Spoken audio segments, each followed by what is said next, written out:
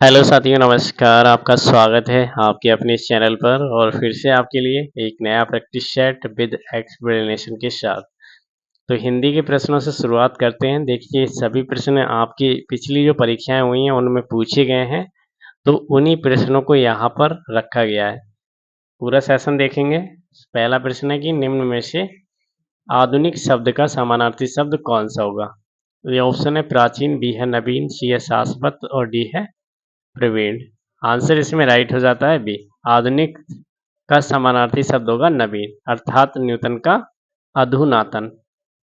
दूसरा प्रश्न, निम्न में से पूर्वज शब्द का सही विलोम शब्द कौन सा होगा। पूर्वा, पूर्व, अग्रज या अग्रणी। आंसर इसमें राइट हो जाता है सी, अग्रज, जो पहले से उत्पन्न हुआ हो। पूर्वज का विलोम शब्द होगा पूर्वज, अर्थात किसी जाति के पूर्वकालीन या पहले के वंशज। तीसरा प्रश्न, बांधा था बिदु को किसने इन काली जंजीरों से, मणि वाले फाड़ियों का मुख क्यों भरा हुआ हीरो से। इस काव्य पंक्तियों में बताना अलंकार कौन सा है।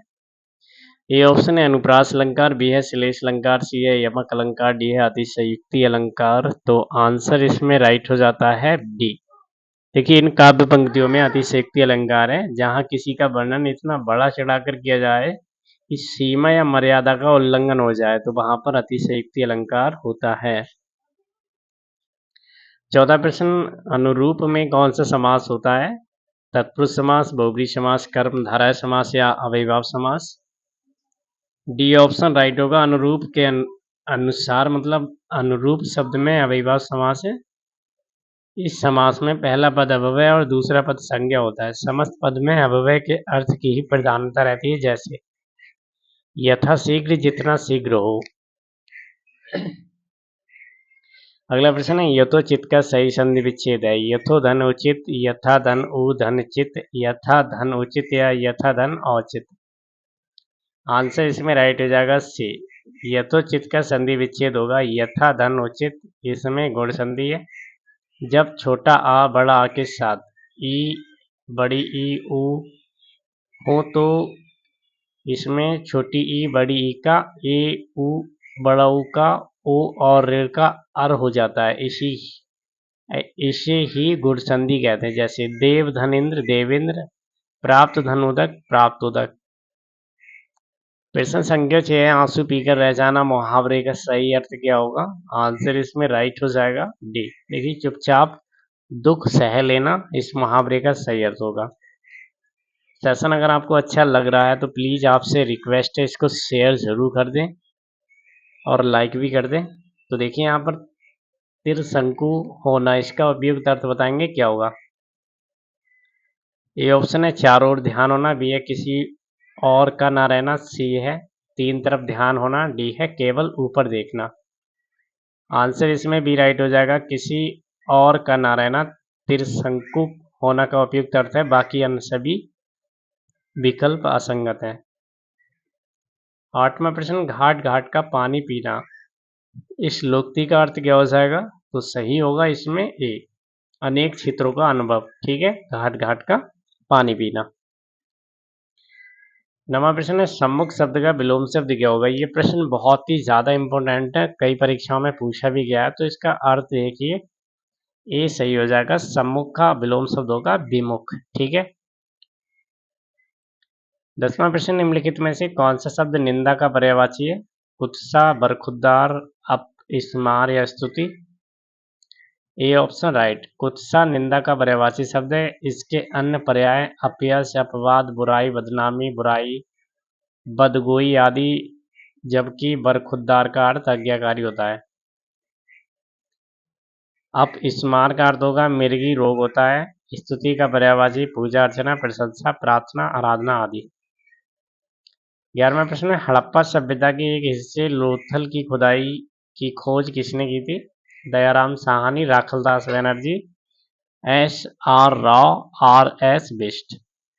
आंसर इसमें सी राइट होगा, लोथल सैंदव सभ्यता का एक प्रमुख स्थान है। लोथल का टीला अहमदाबाद गुजरात जिले में सरगवल नामक ग्राम में भोगवा नदी के तट पर स्थित है। 1955 तथा 1960 के मध्य एस आर राव के निर्देशन में वहां खुदाई की गई। यहाँ के नगर दो भागों में विभाजित थे। तुर्क तथा नेचनानगर। संपूर्ण बस्ती ही प्राचीर से घिरी थी। लोथल से मनका बनाने का कारखाना, गोदीवाड़ा ध्यान के साक्ष्य अग्निकुंड के साक्ष्य मिले हैं। अगला प्रश्न है, जैन धर्म का सबसे महत्वपूर्ण मौलिक सिद्धांत है कर्म, अहिंसा, वैराग्य, निष्ठा। आंसर इसमें बी राइट। अहिंसा जैन धर्म के 5 सिद्धांतों में सबसे मौलिक है। भगवान महावीर ने भी अहिंसा को प्रमुख स्थान दिया। अहिंसा परमो धर्म। जैन धर्म के 5 सिद्धांत अहिंसा, सत्य, असत्य, अपरिग्रह और यहाँ पर ब्रह्मचर्य। ठीक है। भगवान बुद्ध की 200 फीट ऊंची कांस्य प्रतिमा स्थापित करने का निर्णय लिया गया था, तो ये है आपका कुशीनगर में। ठीक है। अगला प्रश्न, वृद्ध सांची स्तूप किस काल से संबंधित है? कुषाण काल, गुप्त काल, हर्षवर्धन काल या मौर्य काल। आंसर डी राइट होगा। वृद्ध सांची स्तूप का निर्माण सम्राट अशोक ने करवाया था। इसका निर्माण 3री शताब्दी ईसा पूर्व में हुआ था। सांची मध्य प्रदेश की राजधानी भोपाल के निकट रायसेन जिले में स्थित है। अगला प्रश्न है, खगोलविद बारामीर और कवि कालिदास किसके दरबार का हिस्सा थे? विक्रमादित्य, बिंबिसार, बिंदुसार या पृथ्वीराज चौहान। आंसर इसमें राइट होगा ए। खगोलविद बारामीर और कवि कालिदास चंद्रगुप्त द्वितीय 375 से 415 ईस्वी के शासन काल में प्रमुख कवि थे। समुद्रगुप्त का उत्तराधिकारी चंद्रगुप्त द्वितीय था। चंद्रगुप्त द्वितीय का अन्य नाम देवगुप्त, देवराज, देवश्री आदि था। 16वां प्रश्न, डलहौजी ने भारत में ब्रिटिश साम्राज्य के लिए खालिस्तान अवध को कब्जे में लिया था। यह प्रश्न वेरी वेरी इंपॉर्टेंट है, तो देखिए इसमें सी ऑप्शन राइट होगा। लॉर्ड डलहौजी जिस कार्य के लिए चर्चित रहा वह उसकी हड़प नीति थी। वह 1856 ईस्वी में अवध का विलय जेम्स आउटर्स की रिपोर्ट के आधार पर कुशासन का आरोप लगाकर कर लिया गया था।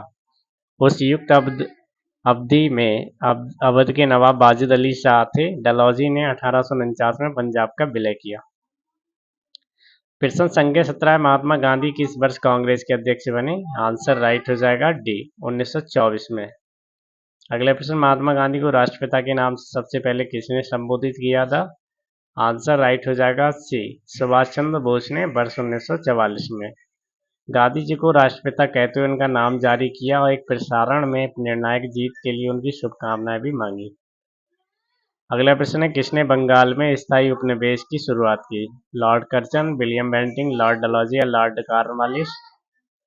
आंसर इसमें राइट हो जाएगा डी, बंगाल में स्थायी उपनिवेश स्थायी बंदोबस्त की शुरुआत लॉर्ड कॉर्नवालिस 1786 से 1793 ने की थी, जिसमें जमींदारों को भू राजस्व का 10/11 भाग ईस्ट इंडिया कंपनी को तथा 1/11 भाग अपनी सेवाओं के लिए अपने पास रखना था। कॉर्नवालिस को भारत में नागरिक सेवा का जनक कहा जाता है। 20वां प्रश्न, चक्रवर्ती राजगोपालाचारी से पहले भारत के गवर्नर जनरल कौन थे? आंसर राइट हो जाएगा ए, लॉर्ड माउंटबेटन।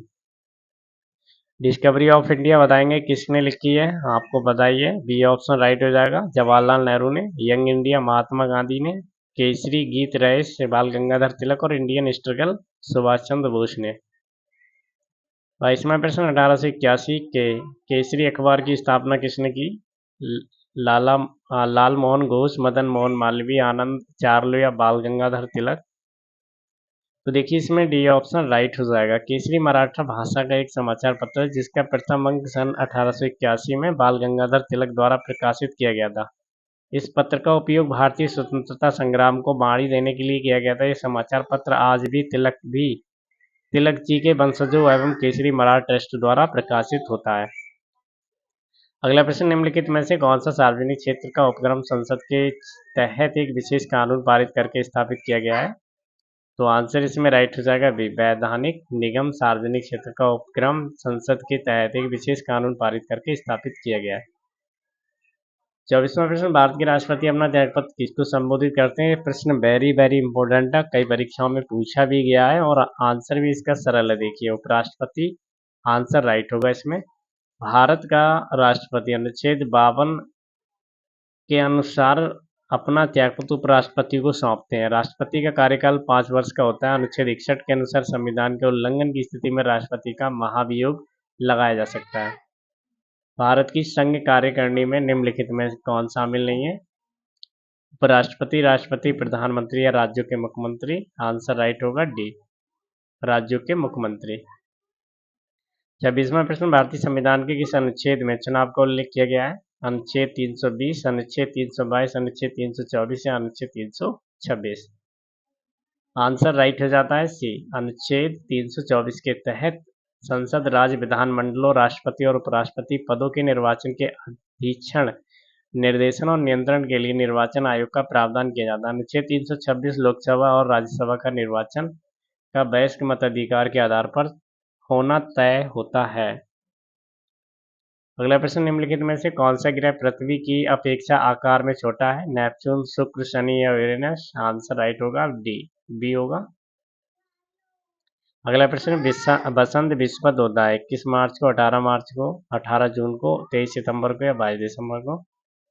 तो देखिए, भारत में बसंत विश्व का सीमा 21 मार्च का होता है।